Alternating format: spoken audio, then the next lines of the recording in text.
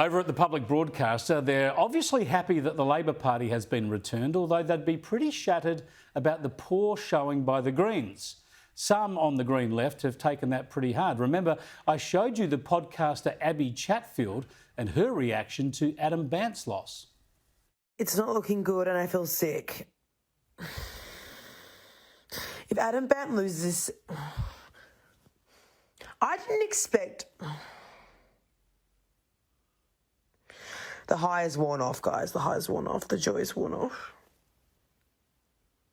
Now I want to cry out of sadness. Cool. Well, this world of podcasting and social media influencing has been all the talk of the election campaign, and the ABC's been into it too. Here they are discussing the impact of the likes of Chatfield on the campaign.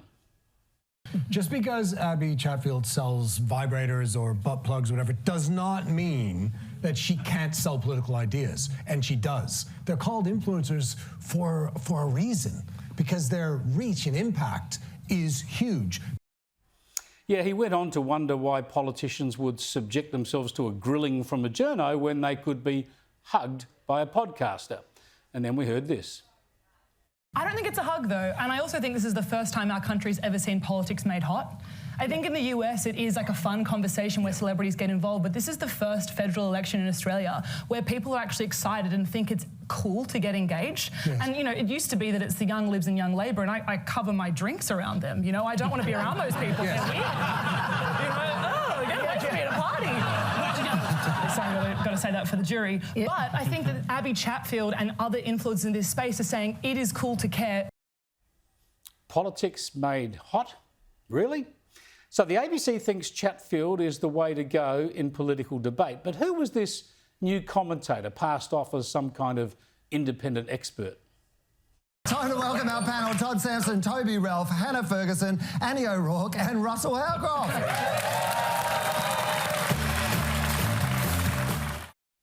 Yeah, Hannah Ferguson. She has a small online media company, and as you'll see, she seems to be anything but neutral. Here's 10 things to remember about Peter Dutton so that you can have better political conversations in the lead up to the election, and so that you can talk about him when you're wearing the Good Morning to Everyone Except Peter Dutton shirt. OK, so she's happy to wish everyone a happy day except Peter Dutton. But her personal and political vitriol gets much worse than that. When I look at Peter Dutton supporters, the one thing I think is you are proudly backing a man that was one of George Pell's biggest advocates, that attended his funeral, that released a statement at the time of his passing, that defended him widely. Is that not enough of a communication about who he is as a person? Wow, she slurs Dutton with reference to horrific allegations because he supported an innocent man. How about that? Even standing up for the innocent is now fair game for the feral left. It turns out that this new ABC favourite, who pushes her unoriginal views on air and then the ABC amplifies them online, well, it turns out she's just another rather hateful Green left activist. Peter Dutton referred to Donald Trump as a big thinker, and he described our Prime Minister Anthony Albanese as limp-wristed, which is a homophobic slur. This is Donald Trump without the fake tan. This is a blatant mirroring of the US, and we are seeing how that's going. And so, thanks to the ABC, we get to hear what advice Ferguson would offer the Liberal Party. I wish that someone from the Liberal Party would bring me in for a day and I'd give them a course on something. It'd be very helpful. What would you say to them? I would say, wake up tomorrow and decide you're the Teals.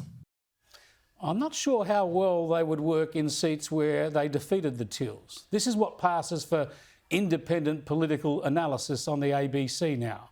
By the way, the public broadcaster has a new minister as of today, with Annika Wells, the sports minister, sworn in as communications minister. Look, you'd be foolish to expect anything to change. In fact, we can expect it to get worse, because it's not our ABC or your ABC. It's their ABC, and they know it.